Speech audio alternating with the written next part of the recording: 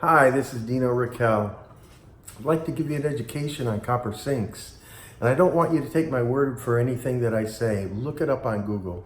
You can find virtually everything that I'm saying on there somewhere if you do some hunting, and you'll find that everything that I'm saying is correct. First off, the most common question that I'm asked is, what is the gauge of my sink? Well, actually, it's not all that important. The gauge happens to be a very thick 14 gauge. However, there are sinks out there, the imports that are 16 gauge, which is thinner, 14, and some even a little bit thicker than ours. Interesting fact is, they're all much, much softer. Let me tell you why. There are two types of copper on the market: annealed copper and cold rolled copper. Annealed copper is what all of the imports use. Annealed copper comes from typically the recycling process. The copper is superheated and it changes the molecular structure of the copper. It makes it very soft.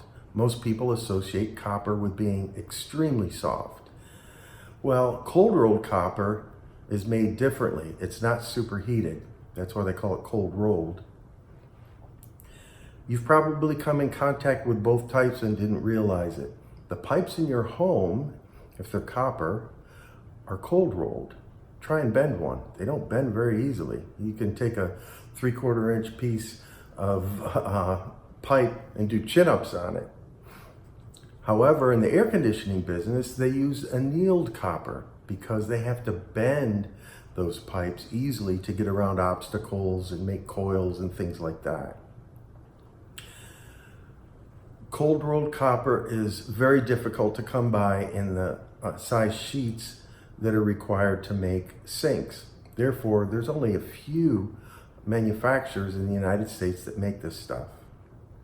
We buy ours out of Buffalo. So the myth of thicker, thinner really doesn't make as much of a difference as the type of copper used. Then there's the issue of use and care. If you do a lot of digging, you're going to find that almost every single manufacturer says that you have to dry the sink after every use. And they're not kidding. Wash your hands, dry the sink. Why is that? There's several reasons. One, if the sink isn't pitched properly to the drain, water's going to sit in the same spot all the time. That's going to leave a mark that looks bad after a while. That'll even happen on my sinks. That's why we pitch our sinks properly to the drain, so the water doesn't sit in the same spot all the time. It evacuates properly. The second reason, and probably most importantly, is if you look at the import sinks, for example, most of them are very dark. They're not the color of an old penny. Copper naturally wants to turn the color of an old penny, kind of a medium to dark caramel brown. We naturally age our sinks using just household vinegar. That's it. And a natural sea sponge. We pre-age them to the color the copper wants to be. Sorry about the quotes. Anyway, what happens is as you use the import, you're going to wear through their unnatural finish. The copper will turn to the color of the interior of my sink and not theirs. They'll make claims that you can do that with their sink and it will come back to the same color, but that's just flat out not true. And if you think about it, if you pick up a whole bunch of old pennies, they're all about the same color unless something weird happened to them. And then when it comes down to custom sinks, that's what we do. There are manufacturers out there that make custom sinks in copper and stainless and, well, not brass really. I think, are about the only ones that make brass sinks that are custom. You want to deal with someone that builds only copper sinks. Think of this. Would you want someone doing an operation on you that really doesn't have a specialty in doing precisely what they're going to do to you? I don't think so. The same holds true with custom sinks. That's all we do. We don't build tubs, we don't build hoods, we don't do any other sheet metal work. All we do is custom sinks. I've been doing that for many, many, many years.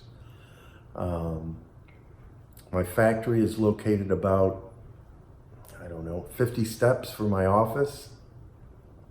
I'm there constantly during the day, looking at the progress, checking quality, and my men are precision oriented.